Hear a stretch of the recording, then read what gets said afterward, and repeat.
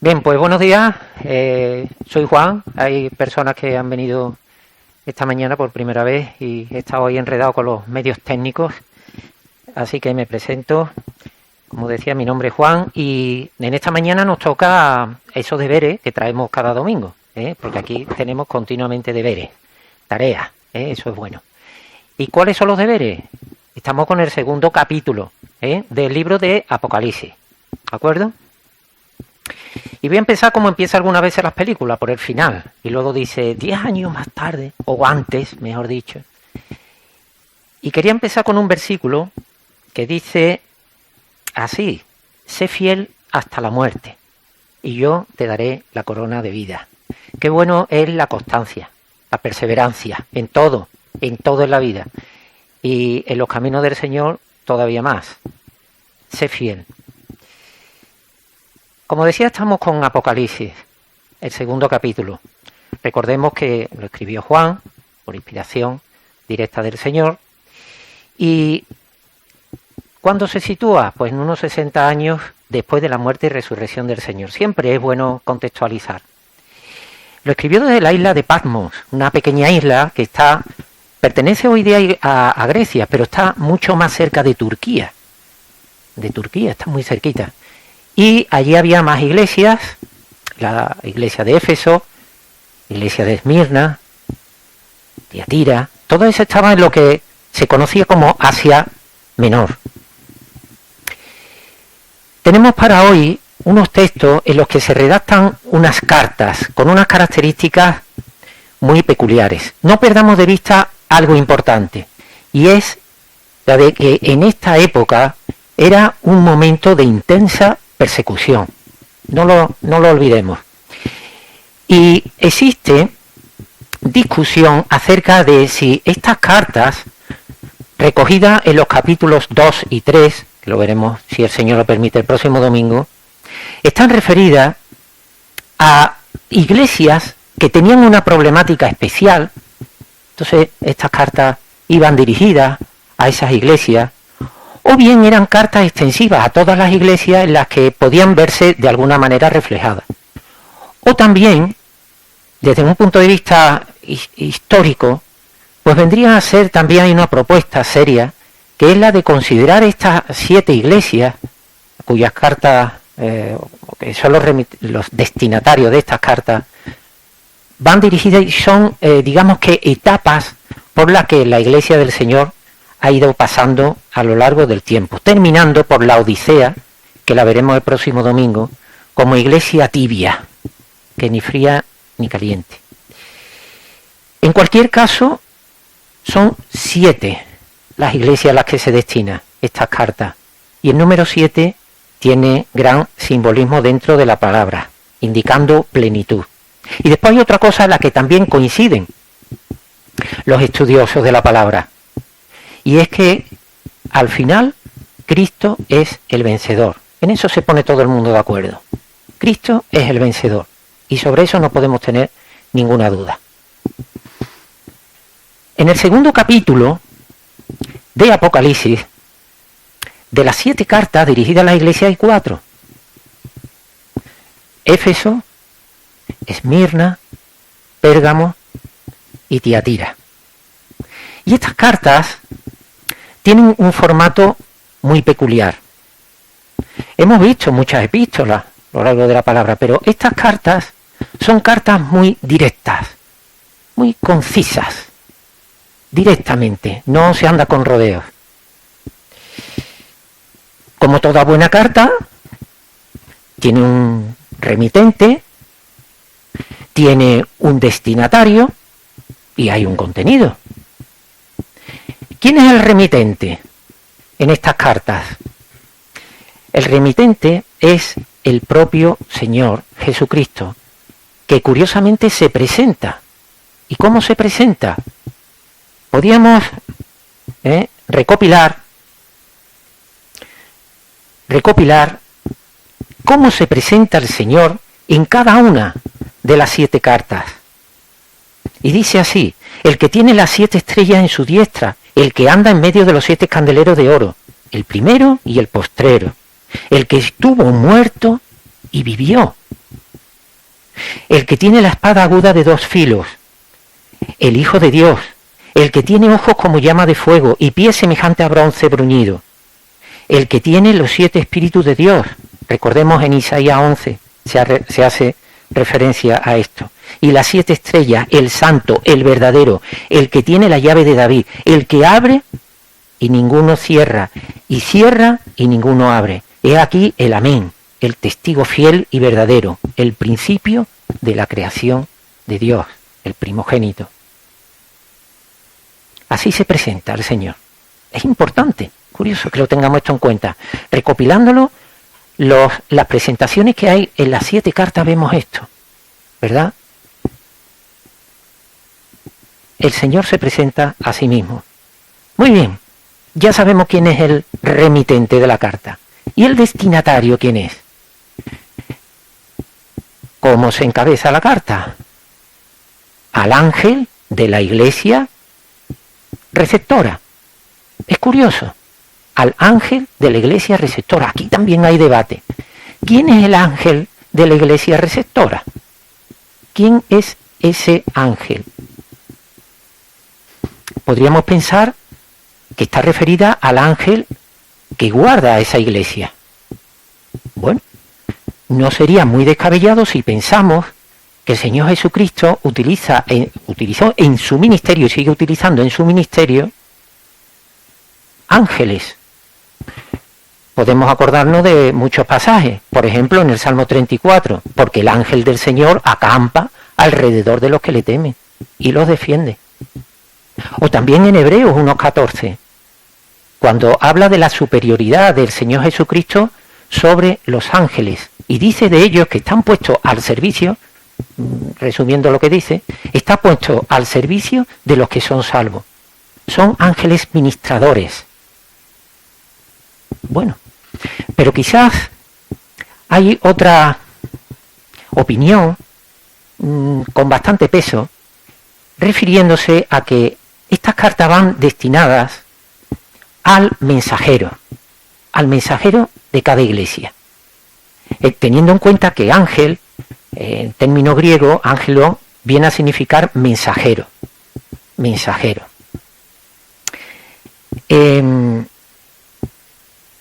Se podría argumentar más sobre esta cuestión, pero es verdad que si tenemos en cuenta cómo empieza el primer capítulo, en el primer capítulo, que ya lo compartimos la semana pasada, nuestro hermano José Miguel, el Señor revela el mensaje a Juan a través de su espíritu y viene de parte de Dios. No tiene mucho sentido que Juan, siendo humano, siendo un ser físico, le escriba a un ser espiritual, como puede ser un ángel de una iglesia. Más bien tiene ese sentido de al mensajero. Tenemos ya el remitente, tenemos ya el destinatario. Y del contenido que decimos. ¿Qué decimos del contenido? En primer lugar, nos vamos encontrando elogio, virtudes que el Señor destaca de la iglesia. Eso está bien. Pero a continuación también hay quejas, a veces muy serias, porque dice el Señor, tengo contra ti. El Señor mismo te está diciendo, tengo contra ti alguna cuestión. Es importante tener eso en cuenta. Y finaliza las cartas diciendo, el que tenga oído que oiga lo que el Espíritu, con mayúscula, dice a las iglesias. Y es un imperativo, que oiga. Y sabemos ese término, que significa ese shema, ponerte en marcha. Pero también finaliza las cartas, en todas ellas, en las 7, con el término el que venciere, el que permaneciere fiel. Sería también muy interesante, al igual que en la presentación del Señor, recopilarlo, pero por no extenderme, simplemente 3 cuestiones para los que vencieren. Y dice así, al que venciere, dice el Señor, le daré a comer del árbol de la vida, el cual está en medio del paraíso de Dios y no sufrirá daño de la segunda muerte. Al que venciere será vestido de vestiduras blancas y no borraré su nombre del libro de la vida. Qué importante. No borraré su nombre del libro de la vida. Al que venciere, le daré que se siente conmigo en mi trono, así como yo he vencido y me he sentado con mi Padre en su trono.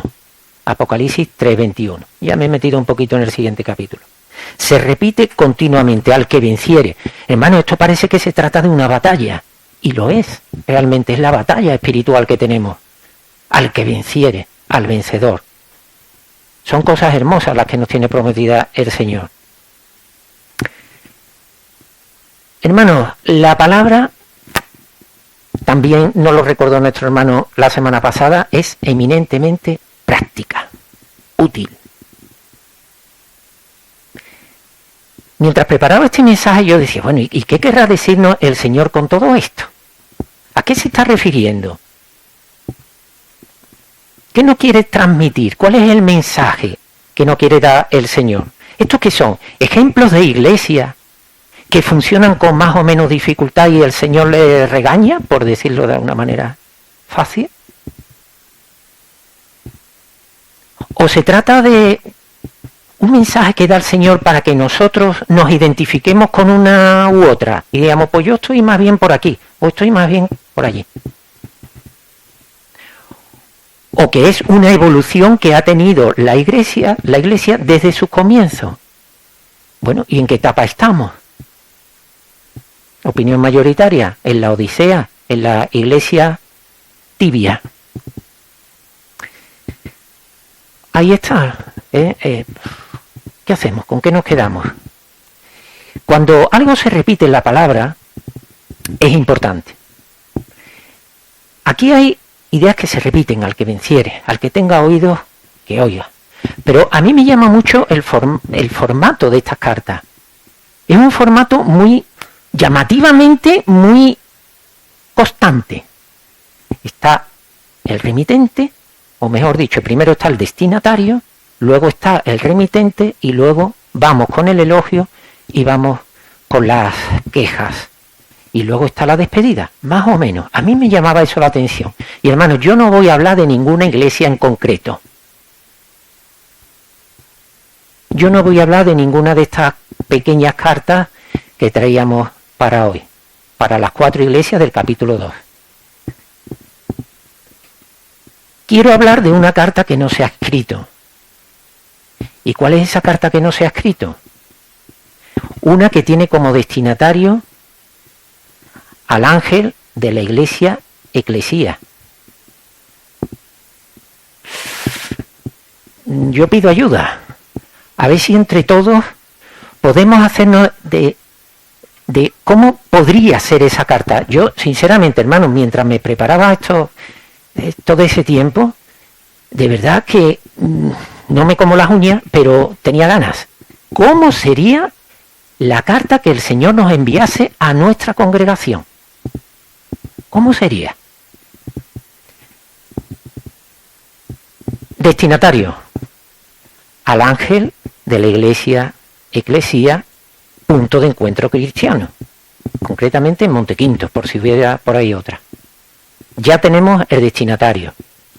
Vámonos con el remitente, el Señor. Podríamos coger alguna de esas presentaciones de otras cartas que hemos leído, nos podemos hacer una idea.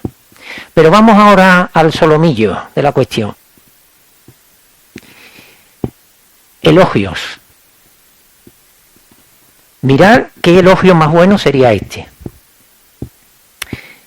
Yo conozco tus obras y tu arduo trabajo y paciencia.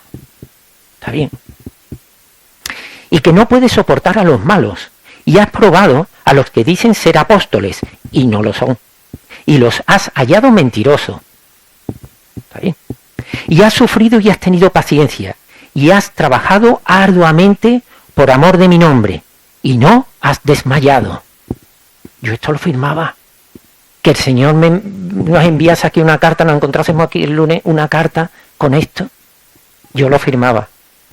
Lógicamente no es a nosotros, es el elogio a la iglesia de Éfeso. Hermanos, ¿cuáles pueden ser nuestras virtudes? ¿Cuáles nos podría elogiar el Señor? ¿Podría ser la perseverancia que tenemos en la palabra? Esto es un poquito pretencioso, ¿eh? ¿Podría ser eso?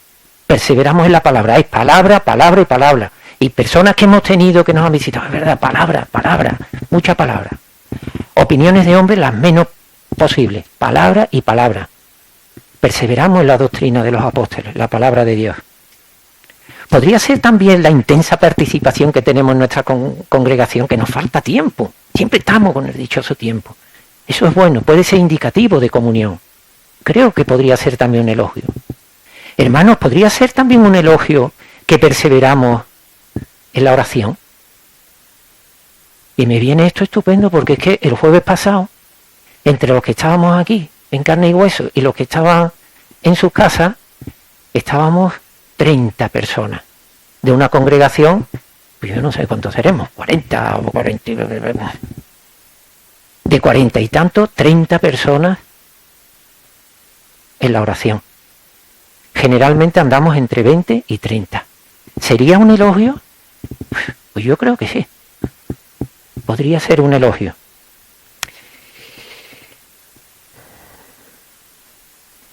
Pero tras los elogios vienen las carencias, vienen los problemas. Vamos a meterle mano también. ¿Cuáles serían las carencias? Mirad, hermano, de las 7 iglesias, tan solo dos se libran de la queja del Señor. Esmirna y otra que tenemos para el próximo domingo, Filadelfia. De las demás, todas tienen queja. El Señor tiene queja sobre ellas. Y de las que traíamos para hoy, de las 4 que traíamos, para la de Éfeso había una queja seria. Y es que has dejado el primer amor. Y luego, por simplificar, para Pérgamo y Tiatira, son iglesias las que el Señor se queja porque estaban permitiendo la inmoralidad y la idolatría. Una queja importante. En el caso este último, de la inmoralidad y la idolatría, en la palabra se nos mencionan simbólicamente a los Baales y a la Jezabel, que estaban haciendo que esas iglesias se desviasen. Eso eran factores externos que estaban actuando sobre la iglesia. Muy bien, hay causas externas que nos pueden afectar negativamente, pero no le echemos la culpa nada más a lo que nos viene de fuera. ¿Por qué? Porque la iglesia de Éfeso, esa pérdida del primer amor, es algo interno. Es algo interno, es algo que sale del interior de la congregación. ¿Cuáles serían esas causas externas e internas que podrían afectarnos? Eso hay que tener mucho cuidado. Por último, después de la reprimenda vendría al que venciere. Ahí tenemos el aliciente. Hermanos, en todo esto, lo que estoy viendo es que el Señor nos dice que tenemos que evaluar, pensar cómo es nuestro camino. Hemos visto la situación de otras iglesias y parece como que esos son otros, pero cuidado que el Señor nos llama la atención a su manera. Hermanos, hace poco más de un mes, o menos quizás, ¿no? En torno a un mes, que se inauguró oficialmente este local, ¿no? Llevamos aquí más tiempo y en Montequinto llevamos ya más tiempo. ¿Cuántas veces le hemos pedido al Señor ser luz en este barrio? Muchas. Yo creo que es el motivo de oración que más se repite, pero seguiremos, pues somos muy pesados. Seguiremos, Señor, que seamos luz. Pero os digo una cosa, que podríamos no ser luz, y esto nos debería preocupar. ¿Y por qué podríamos dejar de ser luz? Porque como le ocurrió a la iglesia de Éfeso, perdió el primer amor. ¿Pero a qué está referido esto del primer amor? ¿Qué es? El primer subidón. En Hechos 2 se nos habla de lo que es el primer amor de la iglesia. ¿qué encontramos? Que los hermanos perseveraban en la comunión de unos con otros, perseveraban en la oración, perseveraban en la partición del pan y perseveraban en la doctrina verdadera. Qué 4 pilares fundamentales para que la Iglesia se mantuviese firme. Hermanos, no podemos perder ese candelero que nos lo quite de su lugar, como se nos dice en el versículo 5 de este capítulo 2. ¿Cuáles serán nuestras virtudes y nuestros defectos? El Señor lo sabrá. Pero en el versículo 10, que ahora menciono, como mencioné al principio, sé fiel. Esa es la consigna. Sé fiel y yo te daré la corona de vida. Y hermano, no pensá en algo abstracto, la corona de vida. ¿Pero esto qué es? Sabemos que para la eternidad la tenemos prometida. Pero echando mano de Santiago, en su capítulo 1, donde se hace referencia no a una congregación, sino a cada uno individualmente. Le dice, cuando superes la prueba, tendrás la corona de vida, plenitud de vida, vida en paz, vida gozosa, que no significa que los problemas no te vayan a llegar, van a llegar, pero vas a tener el gozo de estar con el Señor, de estar protegido por Él y saber que Él va al frente de tus batallas. Voy acabando. Se nos habla de 7 iglesias y nosotros conocemos un mogollón de iglesias. Yo tengo un tríptico que me compré y cuando empecé a conocer la palabra de Dios he intentado memorizar, pero eso es, ¿cuántas denominaciones? ¿Cuántos tipos de congregaciones hay? Pero no nos engañemos, hermanos. Para el Señor solamente hay 2 tipos de hombres, 2 tipos de almas. Las salvas y las que están condenadas. No hay más. Y como se nos dice en Romanos 14, cada uno dará cuenta de sí. La iglesia que funciona de una manera, la iglesia que funciona de otra, los problemas de una. Es que tuve un encontronazo con un hermano de no sé dónde y me fui a otra iglesia y que cada uno dará cuenta de lo que ha hecho. O salvo o no salvo. El Señor no salva a iglesias, no salva a congregaciones. El Señor salva almas individualmente. No olvidemos eso. No podemos andar justificándonos. Es que en mi congregación es que cada uno dará cuenta de sí. De tal manera que lo que tenemos es seguir orando, perseverando en la oración, diciéndole al Señor, manténnos en esas virtudes, en esos elogios, y quítanos todo aquello que esté apartado de ti. Es lo que podemos hacer. Y sobre todo no perder ese primer amor, comunión, oración, partición del pan y perseverar en la verdadera palabra. Que el Señor nos guíe. Gracias, hermanos. Que el Señor guarde.